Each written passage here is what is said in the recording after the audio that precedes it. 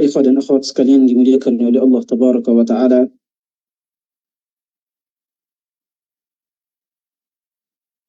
merupakan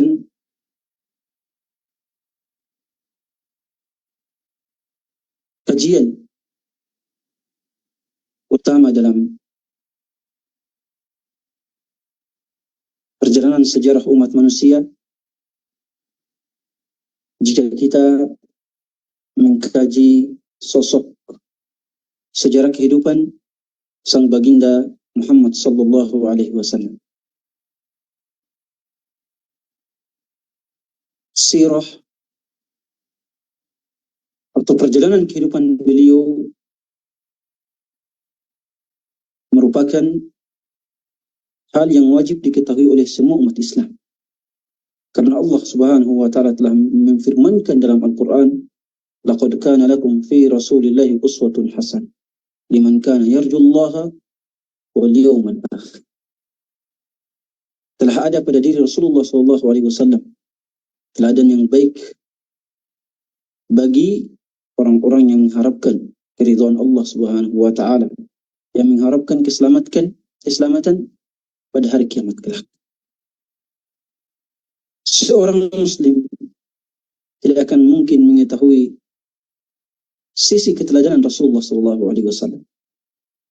Tidak akan mungkin mengetahui perkara apa saja yang harus diteladani dari diri Rasulullah sallallahu alaihi wasallam yang diperintahkan oleh Allah Tabaraka wa Ta'ala agar kita mengikutinya, kecuali jika dia mengetahui sirah perjalanan hidup Rasulullah sallallahu alaihi wasallam. Sebab itu dari sinilah sisi penting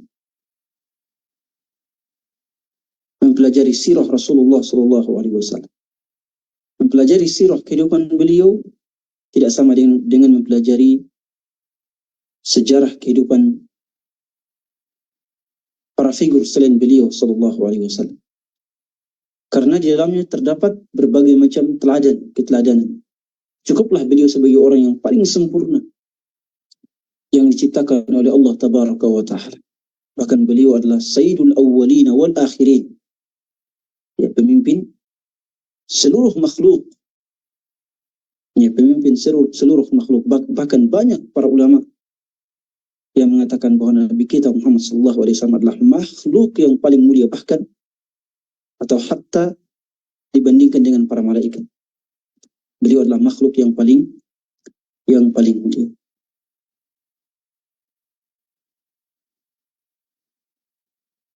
Nabi kita Muhammad sallallahu alaihi wasallam, dari namanya saja kita sudah bisa merasakan betapa terpujinya diri beliau.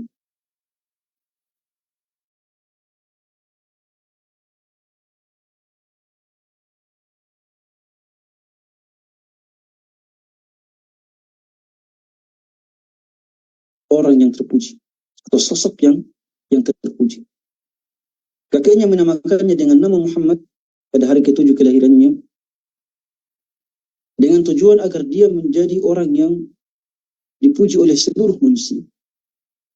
Jauh sebelum itu Allah Subhanahu wa Ta'ala telah memberikan nama pada diri, memberikan beliau nama dengan nama Ahmad yang disebutkan dalam kitab Taurat dan kitab Injil. Makna Ahmad dan Muhammad adalah sama. Muhammad adalah orang yang terpuji, sedangkan Ahmad sebagai tafdil adalah orang yang lebih terpuji atau yang sangat terpuji.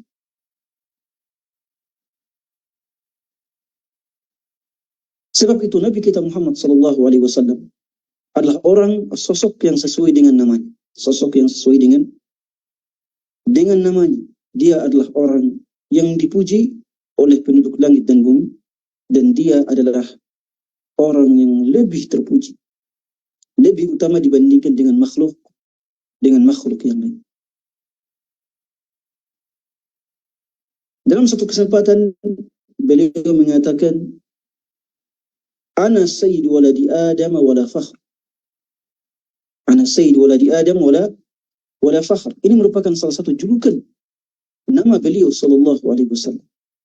Sayyidu waladi Adam. Sayyidu waladi Adam yang bermakna pemimpin anak keturunan Adam alaihissalam. Dan ini sangat jelas ketika pada hari kiamat kelak semua manusia berkumpul di belakang beliau sallallahu alaihi wasallam ketika di padang mahsyar kelak. Orang-orang mendatangi Adam alaihissalam agar meminta kepada Allah dan mempercepat hisab seluruh umat manusia. Tetapi Adam alaihissalam, sebagaimana yang kita ketahui,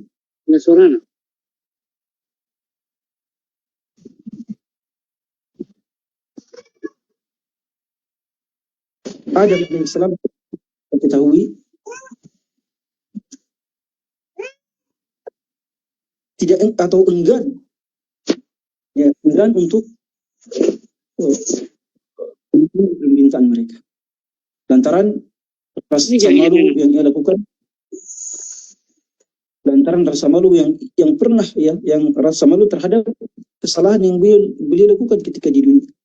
Kemudian mereka mendatangi Nuh alaihissalam, Ibrahim alaihissalam, Musa alaihissalam, Isa alaihissalam, sehingga mereka kemudian mendatangi Muhammad sallallahu alaihi wasallam. Di sanalah beliau diberikan al-maqamul mahmud, kedudukan yang paling tinggi. Dan di sanalah kepemimpinan beliau sebagai Sayyid waladi Adam sangat jelas terlihat. Beliau mengatakan, ana Sayyid waladi Adam wala fakhr. Saya adalah pemimpin seluruh anak keturunan Adam tanpa harus berbangga diri. Dan ini adalah laqab, julukan yang diberikan khusus oleh Allah Tabaraka wa Ta'ala kepada beliau dan tidak diberikan kepada nabi-nabi yang lain, kepada makhluk yang lain. Nabi Muhammad sallallahu alaihi wasallam memiliki banyak nama. Dan nama-nama ini atau julukan-julukan ini, nama atau julukan masing-masing memiliki makna yang sesuai dengan sosok beliau sallallahu alaihi wasallam. Kita sudah sebutkan nama beliau adalah Muhammad. Kemudian Ahmad. Kemudian julukan beliau adalah Sayyid waladi Adam.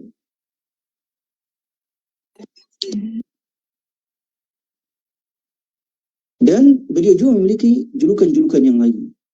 Di antaranya adalah beliau memiliki julukan Al-Mahi. Al-Mahi artinya penghapus. Sebagaimana dalam satu hadis Rasulullah SAW bersabda dalam Sahihain, "Inna li asma." Saya memiliki beberapa nama. Ana Muhammadun, ana Ahmadu, wa ana al-Mahi alladhi yamhu Allahu biyal kufra. Beliau, saya bernama Al-Mahi, yang dengan keberadaanku Allah Subhanahu wa Ta'ala menghapuskan kekufuran.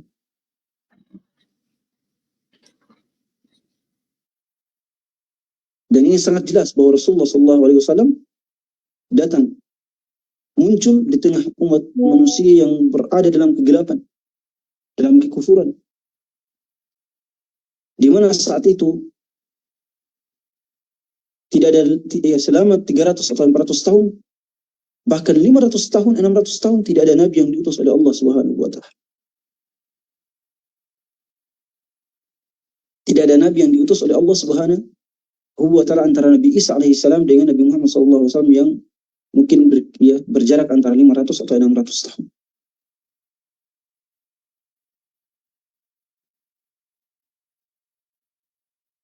Walaupun tentunya sebagian ulama juga berbeda pendapat apakah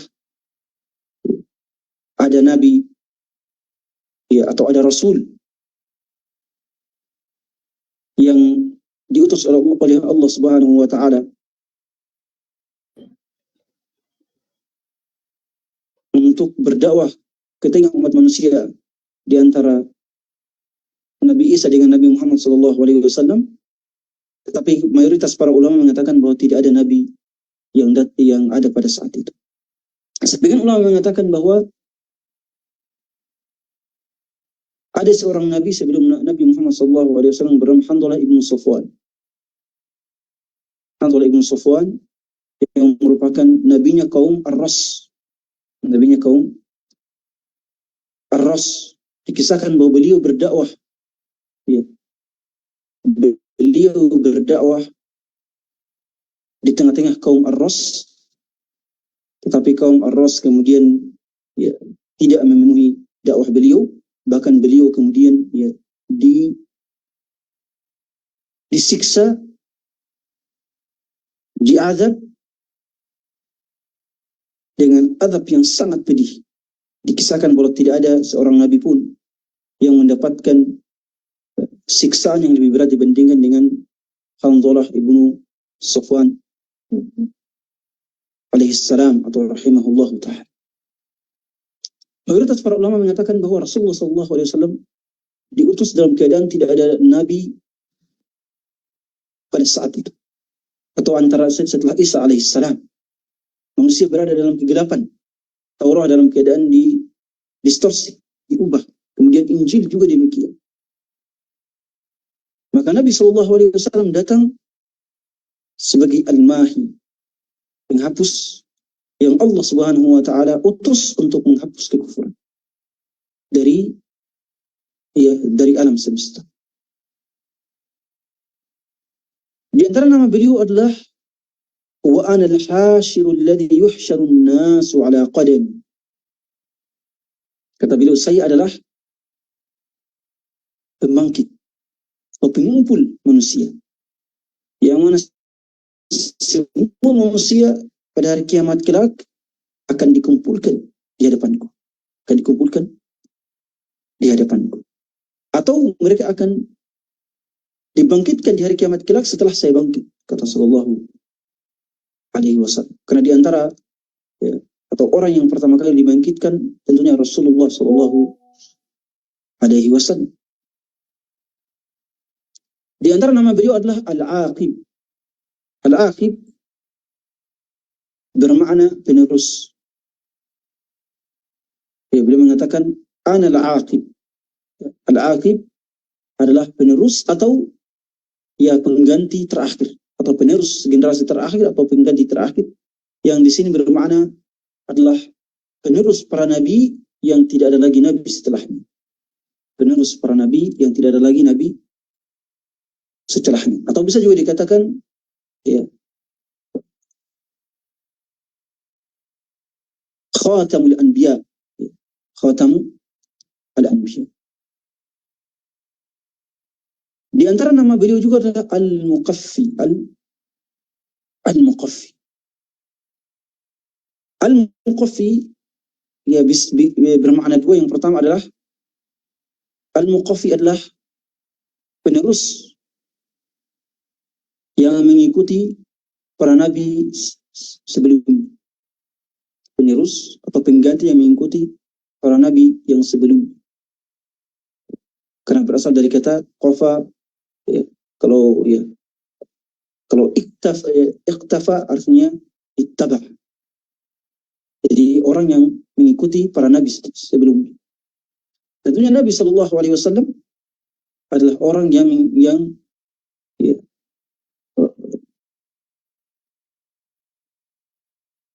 seorang nabi yang meneruskan perjuangan para nabi-nabi sebelumnya. Beliau datang dengan ajaran tauhid yang sama dengan ajaran tauhid yang diajarkan oleh para rasul dan nabi sebelum beliau. Walaupun tentunya berbeda ya, antara syariat beliau dengan syariat-syariat yang sebelumnya. Al-Muqaffi juga bermakna khatam, ya, khatamul anbiya atau penutup para rasul dan para nabi alaihi wassalam. Beliau juga dijuluki sebagai Nabiur Rahmah. Beliau juga dijuluki sebagai Nabiur Rahmah. Allah Subhanahu wa ta'ala berfirman dalam Al-Quran, "Wa ma arsalnaka illa rahmatan lil alamin. Nabi pembawa rahmat, mendatangkan kasih sayang untuk seluruh umat manusia.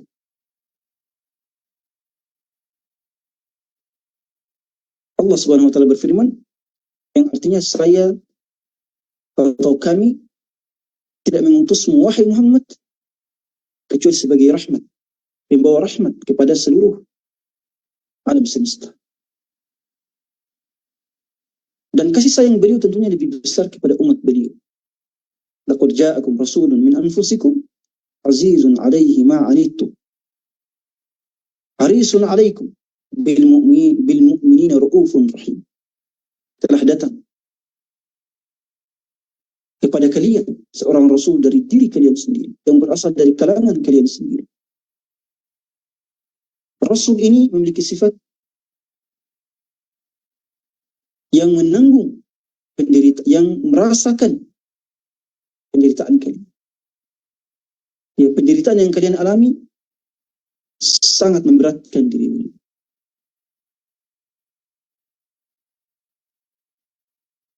Beliau juga harisun alaikum, sangat antusias, sangat berusaha untuk memberikan hidayah, petunjuk kepada kalian. Dan Nabi ini adalah raufun rahim bil mu'minin, sangat lemah lembut, kasih sayang kepada orang-orang yang beriman.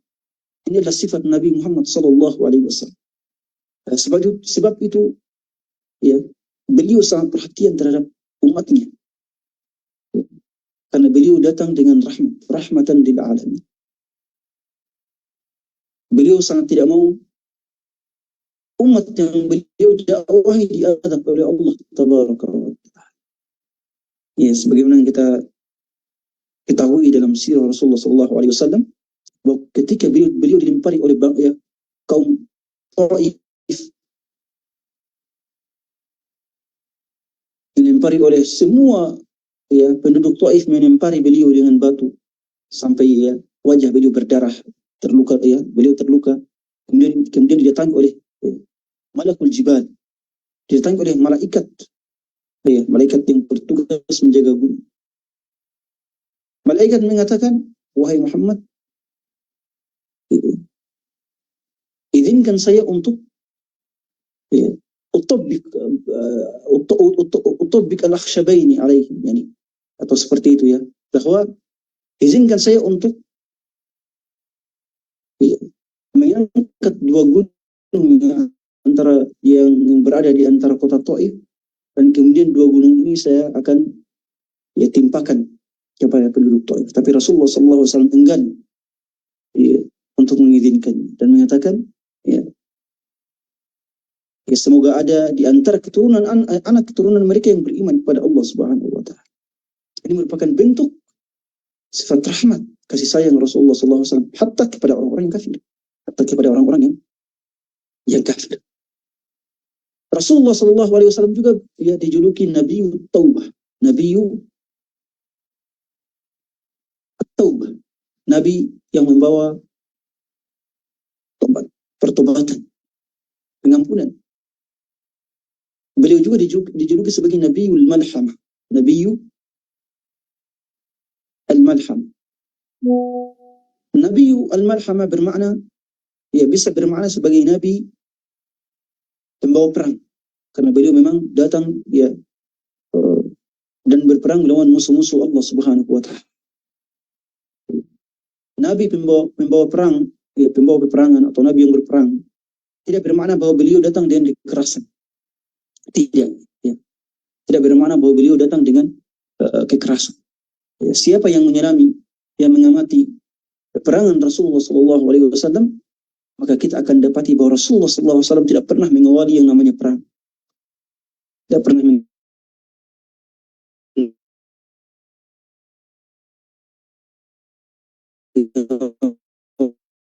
mengawali yang namanya peperangan. Kecuali didolimi terlebih dahulu. Rasulullah SAW tidak mengangkat perang kecuali kalau beliau didolimi, beliau atau umat Islam yang lain didolimi terlebih dahulu. Dan tidak ada solusi selain perang. Siapa yang mengamati sirah Rasulullah SAW akan mendapati bahwa Rasulullah SAW tidak pernah memulai peperangan, tapi beliau mengangkat menabuh genderang perang karena beliau atau umat Islam dizalimi terlebih dahulu. Dan tidak ada solusi lain selain perang. Itulah yang menjadi keistimewaan Rasulullah sallallahu alaihi wasallam. Nabiul Malhamah juga bisa bermakna Nabi yang membawa kebaikan dan perbaikan. Nabi yang membawa perbaikan dan kedamaian bagi umat manusia. Karena al-malhamah bisa bermakna as-salah atau as-sulh atau al-islah. Kalau artinya misalnya kalau kita katakan iltahaman nas, artinya mereka saling berdamai atau saling saling bekerja sama dan saling mengukuhkan. Dalam suatu hadis Rasulullah SAW menyebutkan nama-nama beliau yang kita sebutkan tadi, dalam Sahih Muslim, beliau bersabda, "Ana Ahmad wa Muhammad wal Muqaffi wal Hashir wa Nabiyur Rahmah wa Nabiyul Malham." Beliau juga mengatakan, "Ana Muhammad wa Ahmad wal Hashir wal Muqaffi wa Nabiyut Taubah wa Nabiyul Malham."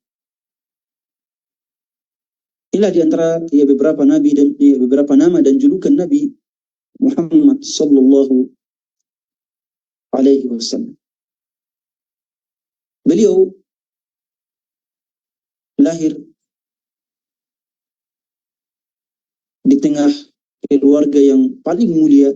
Tidak ada keluarga yang paling mulia selain keluarga Muhammad sallallahu alaihi wasallam.